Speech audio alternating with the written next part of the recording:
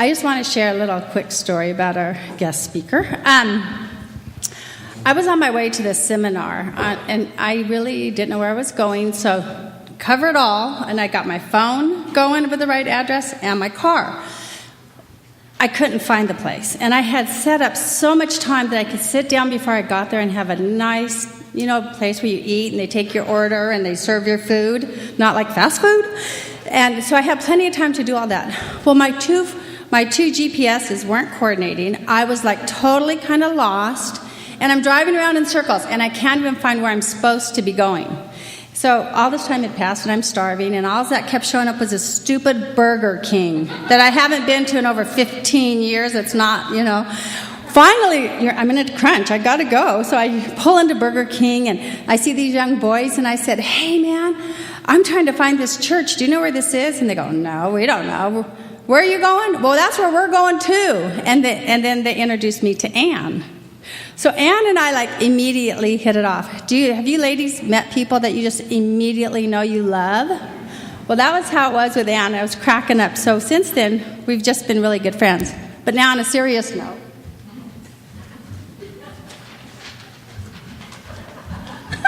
So that's how I met her. But just a couple of the things is she served at the Watchman Ministry at Chino Hills, the one that we've kind of used as our mentor to get us going. She just done that for 10 years. She worked on Proposition 8, the Protect Marriage campaign, SB 48, AB 1266 campaigns. She was executive assistant to the chairman of the board of the Protect Marriage Coalition. So Ann has a passion and just a desire to serve the Lord, and so let's just give her a big welcome.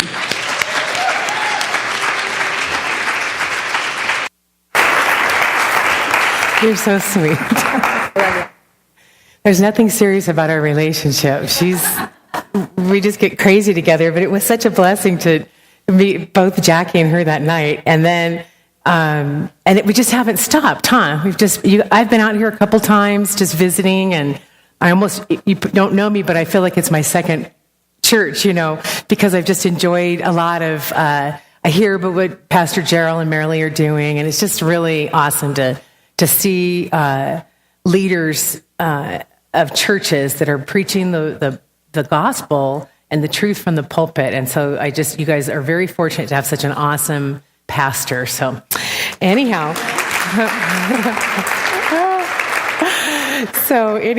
but I'm not, I'm a mom and a daughter and a sister, just like you guys or girls.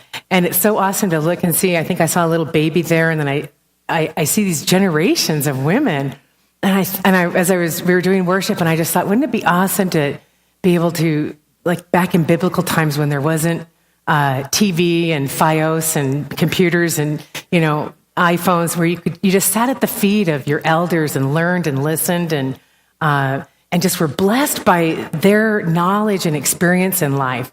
And as we're going to talk today about our responsibility as Christians, Christian Americans, I think about the wealth of knowledge is just in this room, the history and the impact that we can have on each other if we share our experiences and just, what the Lord has done in our life in terms of working in the public square. So that's what we're going to look at today, is just how does our Christianity apply to the public square? On top of my new computer, and Jordan is a blessing. He's got me under control there, so I'm going to be fidgeting a little bit because we're not in complete sync. Anyhow, I found a speech does anybody know who Governor Bobby Jindal is? You know who Bobby Jindal is? Wow. Okay. He has been in the news lately. Are you hearing him speak about this silent war on religious liberty? So he came to the Reagan Library in February, and he gave this 4,000-word speech. I'm not going to read it. I just took a couple paragraphs because it was just so good. It was so awesome to know that we do have leaders out there that are willing to stand up for the truth and defend us, because we can't do it all, but we have to be a part of the equation. So I'm going to read a little bit of Governor Jindal's speech. I think he's looking towards 2016, but that's, future news. So anyhow, a part of his speech was, these days we think the diversity of belief is tolerated under our law and constitution, but that's wrong. This diversity of belief is the foundation of our law and constitution. America does not sustain and create faith. Faith created and sustains America.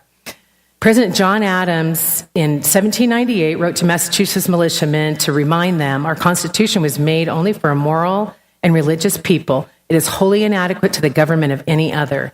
In 1798, this was simple common sense. In 2014, we are forced to confront a question that would have been unthinkable to President Adams and President Washington and President Reagan and every other American throughout history who believed in America's founding premise. What happens when our government decides it no longer needs a moral and religious people? We all have to ask our question that question. And he goes on to say, today the American people, whether they know it or not, are mired in a silent war. It's a silent war against religious liberty. This war is waged in our courts and in the halls of political power. It is pursued with grim and relentless determination by a group of like-minded elites determined to transform the country from a land sustained by faith into a land where faith is silenced, privatized, and circumscribed. This vision of America is not the vision of the founding. It's not even the vision of 10 years ago. You guys remember Prop 8? I mean, how fast have we moved into degradation since Prop 8? So that's what he's talking about. It's a vision in which an individual's devotion to Almighty God is accorded as much respect as a casual hobby and with about as many rights and protections. These elites have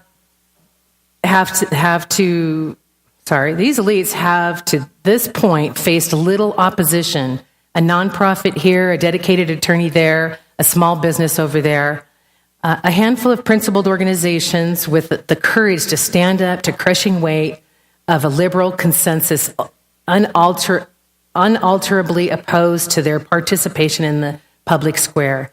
They are the remnant who have the timidity to believe in America and its promises and to do something about it. After all, every person wants to live out his or her values, America's most fundamental promises that we can. When we cannot, then we are simply facing a threat to our faiths and our conscience. We are facing a threat to the very idea of America, and it is, by definition, an existential threat.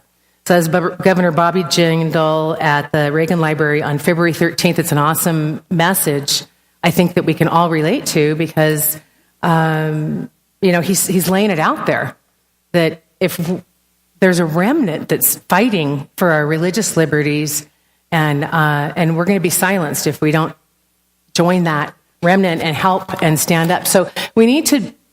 I'm not endorsing Bobby Jindal. I'm saying we need to seek out and support those candidates that are standing up for biblical truth. So anyhow, isn't that awesome?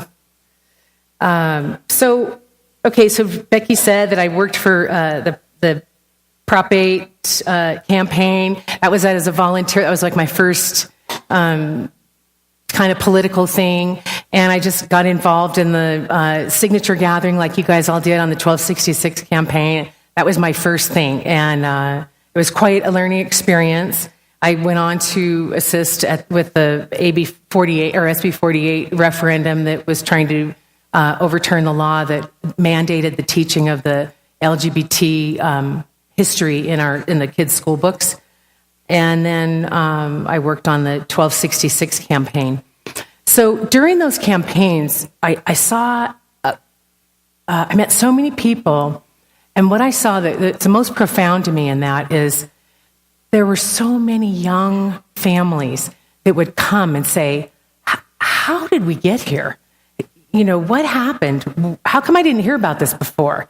And they're flying out the door with stacks of petitions to take to the elementary schools to get them signed on each one of these, And so year after year, we're seeing these policies continue to be implemented, and yet we have these young families they were only 10, now they're 20 and married and having babies, and they're going, what were you doing when I was growing up? You were on the watch at that time. What happened? And now I got this baby and I got to deal with this stuff. They weren't saying that to me, but that's how I perceived it. And I thoroughly took it on. So that's where my heart is that we have a responsibility, even if we can sit and look and go, boy, there's nothing we can do about that. The Loonies are running the asylum in Sacramento, and we can't do anything about it. They've got a supermajority, but the thing is that we have to. And what I learned just this last 2 years working in more of the public policy end, watching the legislation as it comes down, is that and I'm using LGBT because they're the ones. It's an activist movement. They're disregarding the feelings and the actual lives of those kids that are struggling with same-sex attractions. It has nothing to do with that. It has to do with pushing forward a progressive movement that, in order to get the Bible out, get God out of people's lives. Because if we can say there's no marriage, I'm going to go on and on. Anyhow. But my point is that we have to we have to look at the LGBT movement in order to understand what kind of radicals are mandating how we're going to live our lives and how our kids are going to live their lives. And those are exactly the elite that Bobby Jindal's talking about. So when I'm watching this policy and I'm seeing that what happened with the history of the LGBTs is they just kept going in, and little by little, over 20 years or so, they would argue policy, and they would just put their argument in there. They'd get it on the record, so to speak. We oppose this because it's not giving us freedoms, and that's how they just kept having their voice heard. Little by little, they were chiseling away at what we call the fabric of our society, moral society, and they chiseled away little by little, and they continue to do that. School books, bathrooms, it's little by little. And they've been very successful about it. They're very organized, they're determined, and they are not giving up. Can we say that about the church? We can't. And it's just heart-wrenching to me that we can't. Our pastors aside, I have Pastor Jack Hibbs in Chino Hills, and we can't get out the doors, and neither can you with Pastor Gerald. He tells us the truth about what we're supposed to be doing in our Christian walk. So, but there's a lot of pastors out there that are not. So anyhow, that leads me to one particular health committee hearing I was watching. I think it was last year when AB 154 was going through, and that was the one that expanded abortion to where the nurse practitioners and physician assistants can perform abortions, and they don't have to be supervised by a doctor. So I was watching this hearing, and the Catholic Church is very active legislatively when it comes to life issues. So they were there and testifying, and the senator who chairs the committee was a Filipino man, and there's huge Catholic Filipino communities. Well, he knew that he was accountable to that Catholic Filipino community at home. And so he spoke out, kind of trying to get his way out of that. He knew he was going to vote against, over a vote for the bill and allow it to expand abortions. But he was trying to justify his actions. And he said to this Catholic person that was testifying, I get it. I understand what you're saying, but this is different. We're here in policy, public policy. It's different. I understand what you're saying as far as the church goes. So he completely separated his faith and his policy. All right? Those are the guys that are making the laws that govern our lives.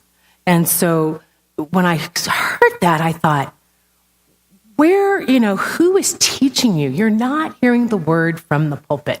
If you were hearing the word from the pulpit, you would be very clear about where your public policy should come from. He governs, not you, So that's where I really realized that it has to be the churches. And I'm blessed to serve under a wonderful lady, Gina Gleason, who founded the Watchman Ministry at our church. They now have a faith and public policy ministry where they're reaching out to pastors, and they're ministering. My pastor and Gina are going around to churches, and they are just speaking just to pastors and saying, you've got to be, preaching this truth from the pulpit. same-sex marriage is wrong, abortion's wrong, and all that. So that's where we're at, that we have to get the church, and the pastors have got to be speaking that truth. But as far as us as Christians, we're hearing the truth. We don't have the excuse of not knowing that, because Pastor Gerald, Pastor Jack have told us. So we have to look and say, okay, what are we doing to better the world out there? Can you, where's Jordan? Okay. And then next slide, Jordan. We have to be active and making sure we're keeping watch for these babies and these kids and this next generation. I'm looking at the voter turnout for the primary election. You can see it was 18.9% in San Bernardino County on the June 3rd elections. I was astonished because, we've all been so busy on our petitions. I just thought, wow, we must have a good voter turnout in San Bernardino, but that's the third lowest in the state. Can you believe that? With all the people you gathered signatures from, isn't that hard to believe? Anyhow. But this is the most astonishing, is that about 50% of Christians are registered to vote, and only 50% of them go to the polls. So that's 25% are going to the polls. So that barely boosts that up from the 18.9. So we're negligent in our duties and our responsibilities as Christians by not just going to the polls, let alone being active. We can't. We can't be singing the 2 Chronicles 7:14 and praying to God to heal our land when we are not being responsible for going out and vote, or helping educate our kids on what they're supposed to do in terms of voting, or being involved and calling up their legislators when they're passing obnoxious legislation. So anyhow, but we have to start with our frame of mind. And I think a lot of it, and I don't mean to be judging here, but this is just how it impacted me when I was preparing this, is that if we don't take the time to vote or take the time to be involved, then what are we doing? We're more focused on our own, how it's impacting us, or it's not going to bother us. And we're not really loving our neighbors enough to be able to make sure that our impact is going to protect them in the future. And so I really had to wrap my brain around this, about when we talk about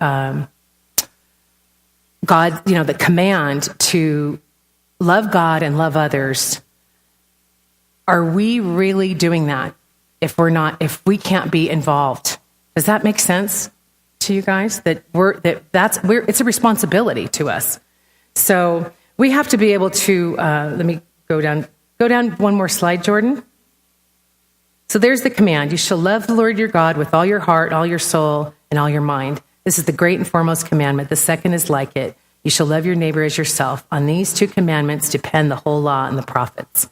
So we have a responsibility. Jesus doesn't command us to love ourselves first.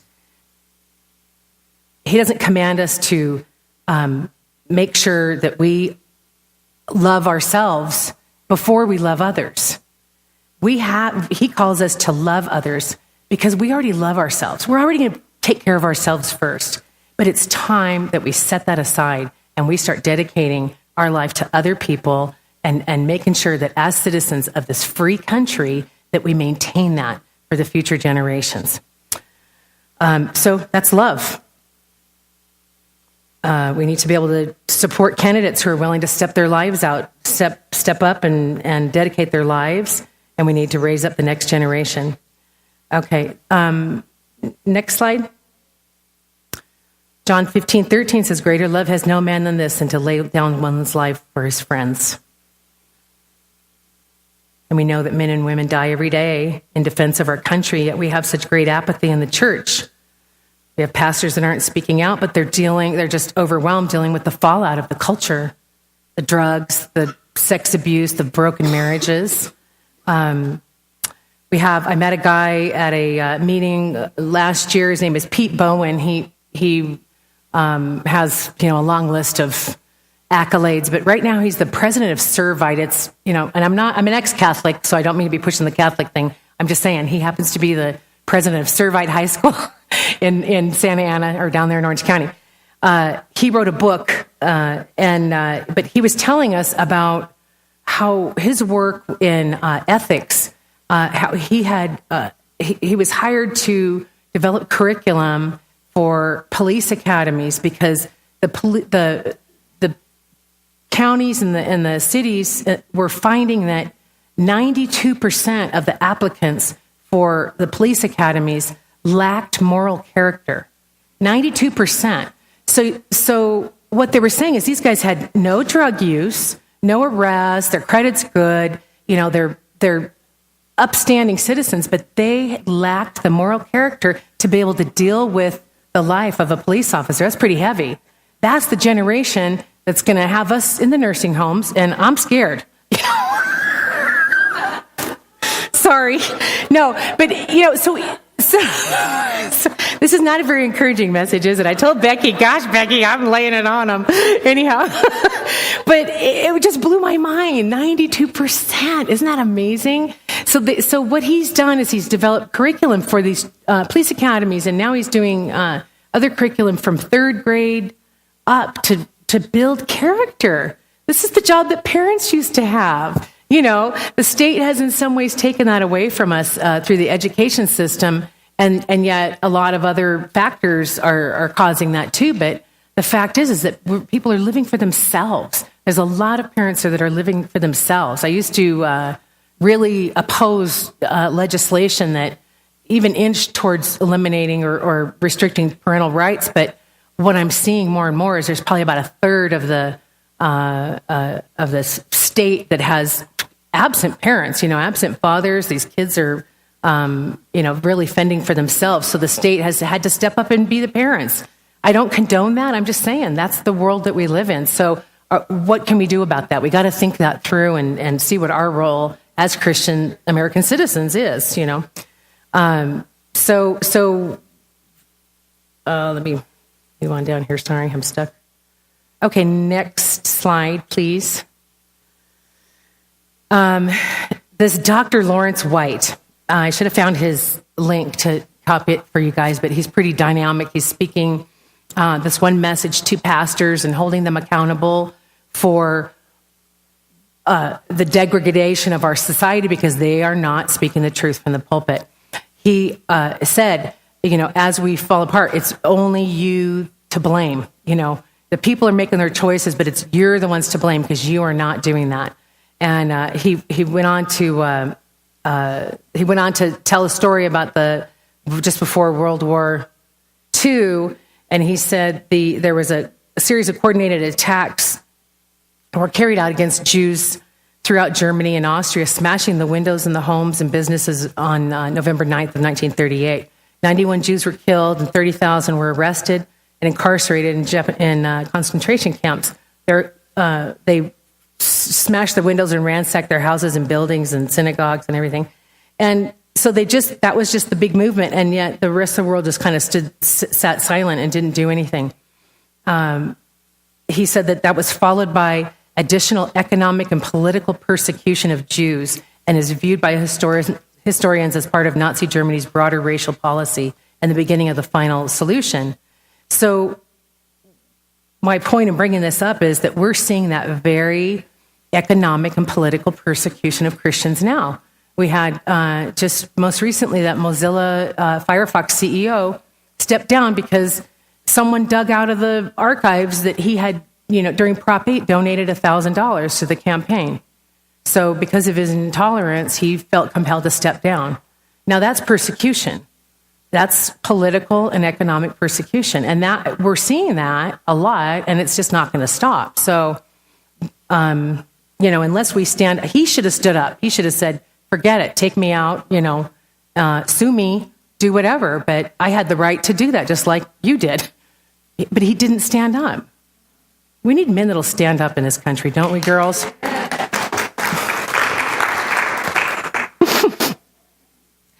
We need men that'll stand. I grew up thinking, he's going to, the knight in shining armor is going to protect me. Now I'm just looking for a plumber with a toolbox. Sorry. I'm living in reality. Okay. So Dr. Lawrence says, no offense, Jordan. Sorry. It's okay.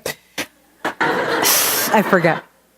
Dr. Lawrence says the church and her pastor stand silent and afraid. This country that we love, our America, is fighting for her life, not against the military power of foreign enemies, but against the principalities and powers of this dark age. We are called upon to take a stand in this moment of crisis. So that's Dr. Lawrence speaking to pastors. But again, as Christians that attend churches where our pastors do speak the truth, we get that, and we have a responsibility to and are held to a higher standard to do something more, with that, and to be sure that, like, a lot of you guys gathered signatures. It was just amazing to see this church involved in that SB 48 campaign, and it was amazing, such a blessing. So anyhow, that's the next step. But what else? There's always more, right? So we spend 22 and a half hours a week on social media. We can take a couple hours of that and spend it for the Lord. We can look around at the world and be really overwhelmed if we don't keep our eyes fixed on the Lord.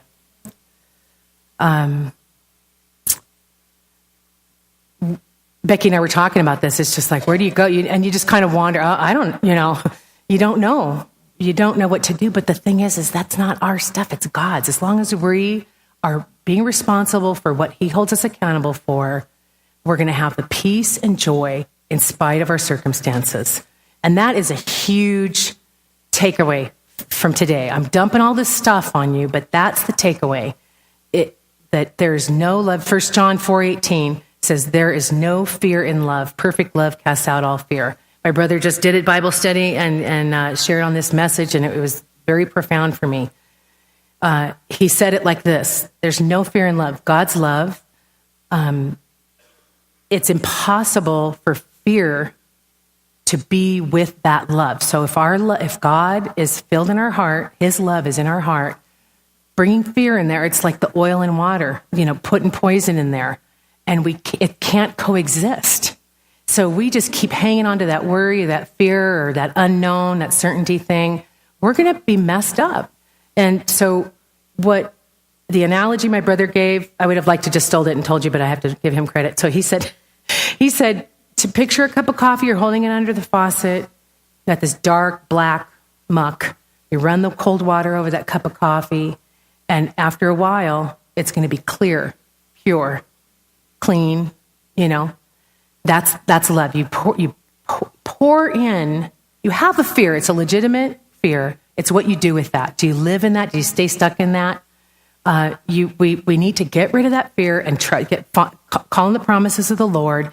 Fill our heart with that. Just keep filling and filling and filling until that fear is gone, and it can be done. And it's the only way we're going to survive if we end up continue to be persecuted, which I think we are. I mean, it would be really silly for us to not think that we are when there's people, on the other side of the world really dealing with a lot more than we are. So, happy day. Sorry. This is the day. So the main thing that we're responsible for as Christian citizens of the United States of America, we have to start with loving God so that we know him. We love him enough to spend time in his word, to not just come to church on Sunday and Wednesday and walk away, feeling good. We have to know that we're doing what he wants of us and expects of us, and we have to seek him for those answers. Love him enough to fill our hearts with that, and to love others. And now you have to break down to more than 2 words. It's a big deal to love others. I wasn't a very loving person. It takes a lot to love someone, particularly if you don't like them or if you're angry, if you're carrying on forgiveness. It's hard. I don't like Senator Yehu who's up there saying, I'm going to make it easier to kill babies. I don't like him, but what can I do? I got to pray for him that he is just so totally convicted. That's loving him. I don't go burn his house down or, riot or what, I have to find a way and figure out how God wants me to love that guy, because it just doesn't come natural to me. There's a lot of those liberal legislators up there that are, we got to pray for. Let's see. So, I just want you to know that God has made promises to us. He'll never leave us or forsake us. Deuteronomy 31:6. Be strong and of good courage. Do not fear, nor be afraid of them, for the Lord your God, He is the one who goes with you. He will not leave you or forsake you. Isn't that cool? I love that. So, but we have to expect trials. So there was my, we have to expect them. Peter, I just think God's got a sense of humor when He can make us have to think this way. Beloved, do not think it strange concerning the fiery trial, which is to try you as though some strange thing happened to you. Isn't that kind of sarcastic? Isn't it? I mean, it's just kind of funny to me that, you think it's a big deal that you're being, put on the stretcher. It's just expected. So anyhow. All right. And I'm going to close with this. This is C.S. Lewis quote.